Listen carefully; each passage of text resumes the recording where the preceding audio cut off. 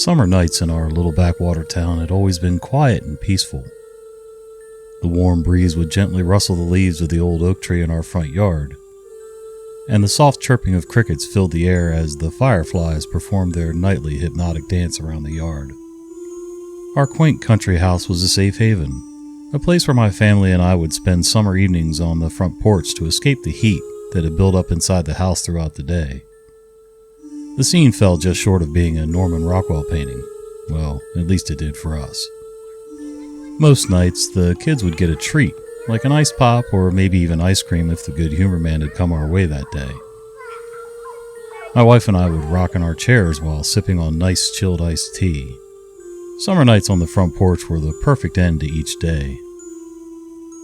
But that all changed one ominous summer night. Off in the distance, we heard a roar, almost as if there was a thunderstorm brewing. The sound was getting closer every couple minutes, and we turned on the radio to try to get a weather report to make sure we weren't going to get rained out before bedtime. To our surprise, there was absolutely no rain in the forecast. Just then, the roar changed. It was actually some sort of motor. The roaring was that of a monstrous engine of some sort, but this wasn't any ordinary motor. This sounded almost like it was alive. The roaring continued to get louder and closer until it completely shattered the tranquility that had defined our lives for so long. I couldn't have imagined that this night would be the beginning of a terror that would haunt us for weeks to come. As we all sat in silence, I could tell that my wife Emily was getting very concerned. The children weren't faring any better. They sat very still, clutching their toys and trying not to cry. The roaring engine was so close at this point that it shook the ground beneath us and our house. The noise was almost deafening. Funny thing, even though we could hear and feel the engine, we couldn't see the vehicle that was the source of this offense to our normally tranquil little oasis. And then, suddenly, the source of the chaos burst into view. Emerging from the shadows was a gargantuan monster truck, its massive wheels crushing everything in its path. It was jet black, and its formidable frame bore eerie symbols etched in red. It had a menacing appearance. But what was truly unsettling were its blazing off-road lights across its roof and along the front bumper, piercing the night like a giant white laser. The engine's roar echoed in the night as the truck rumbled up our quiet street. It seemed to move with a sinister purpose, paying no attention to the obstacles in its path. The giant wheels crushed whatever they came upon. Just then, it paused in front of our house. As the engine revved, my heart raced. I saw the driver's side window roll down, and a pair of glowing eyes peered out from behind the wheel.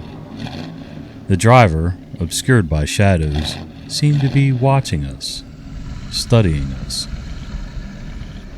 "What do they want?" Emily whispered, her voice quivering with fear. "I don't know, but we need to call the police," I replied, fumbling for the phone. But even as I dialed 911, the monstrous truck revved its engine. It was so loud that it totally drowned out the call for help with its ear-splitting noise.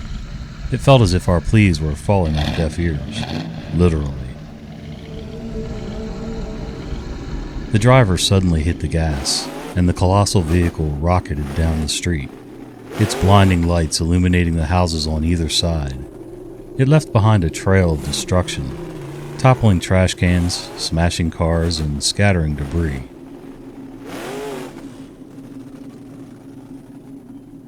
I hung up the phone, defeated, realizing that the authorities would be of no real help.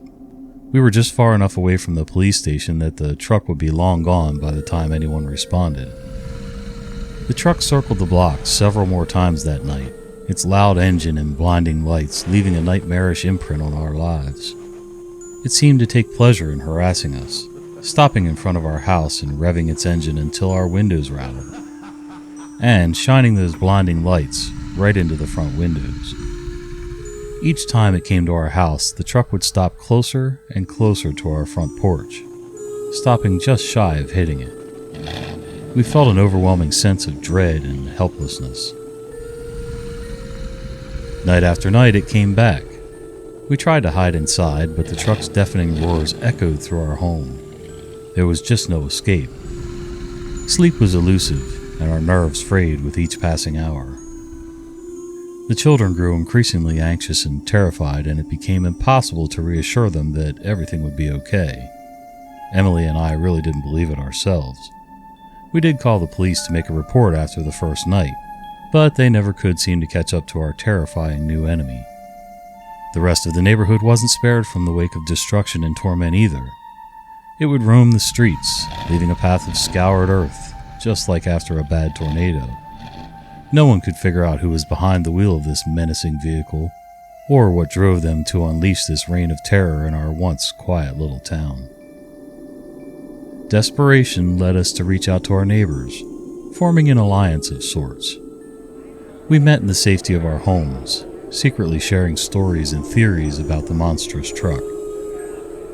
But as the weeks passed, our strength waned, and a sense of hopelessness pervaded our once tight-knit community.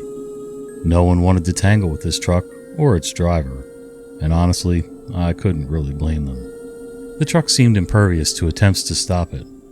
Some neighbors called the police, set up surveillance cameras, and even organized patrols. But the tormentor remained elusive. It was as if the truck was possessed by some evil spirit, taunting us, actually daring us to challenge it. One particularly harrowing night, as I lay awake in bed, just waiting for the torment to start again, the truck's ominous rumble returned. Its monstrous engine seemed closer, more menacing than before. I heard my family stirring in their rooms. The fear was palpable in their voices and movements. I rushed to the window, my heart pounding in my chest, and watched as the monster truck's blinding lights pierced the darkness. It revved its engine with a deafening roar that shook our whole house. Fear gave way to anger, and a reckless determination welled up within me. I needed to defend my family. I needed to defend my home. "I can't take this any longer," I muttered to myself with clenched fists. I decided to confront the tormentor, to demand answers and put an end to this nightmare once and for all. I stormed out of the house, leaving my family in the darkness, and made my way toward the street.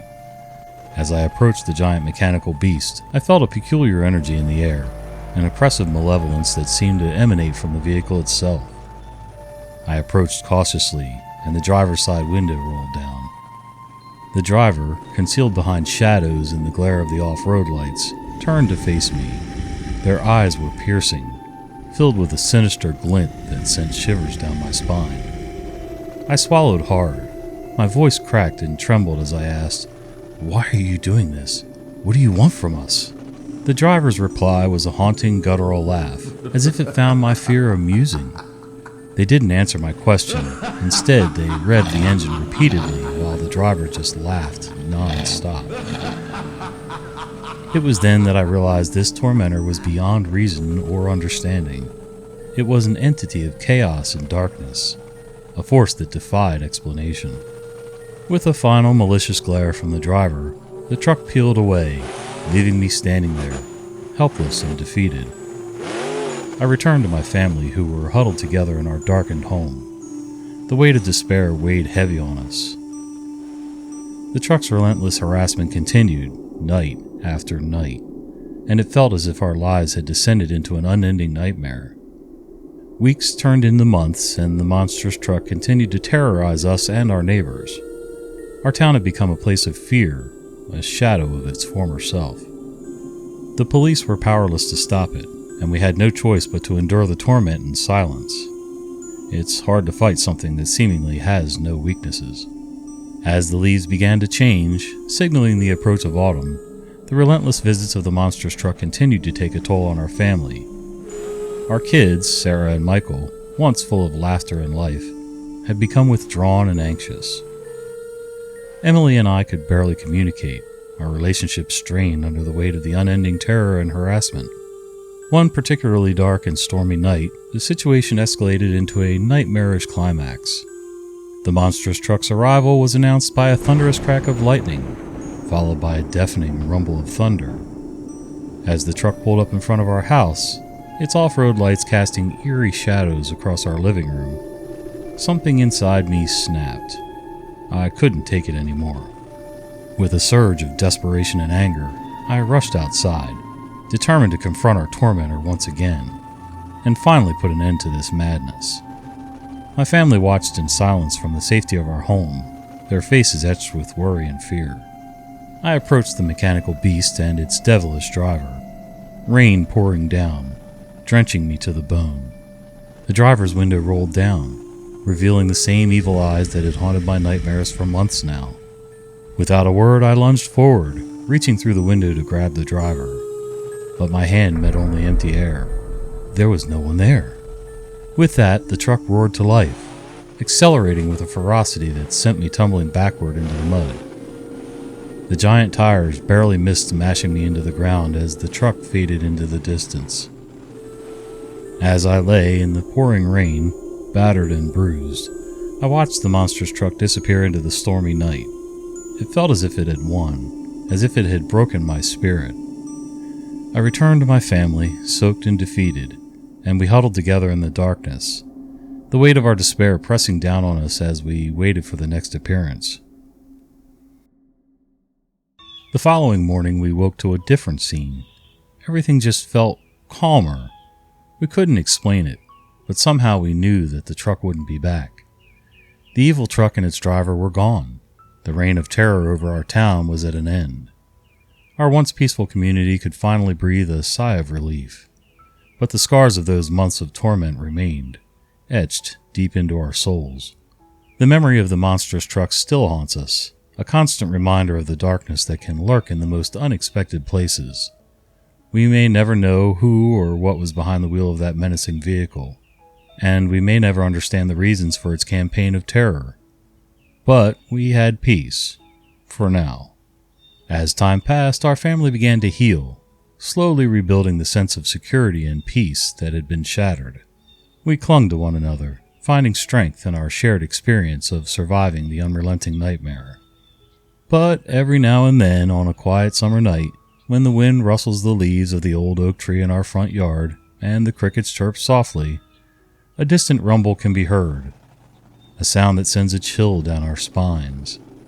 And in those moments, we can't help but wonder if the monstrous truck is out there, lurking in the darkness, just waiting to strike again.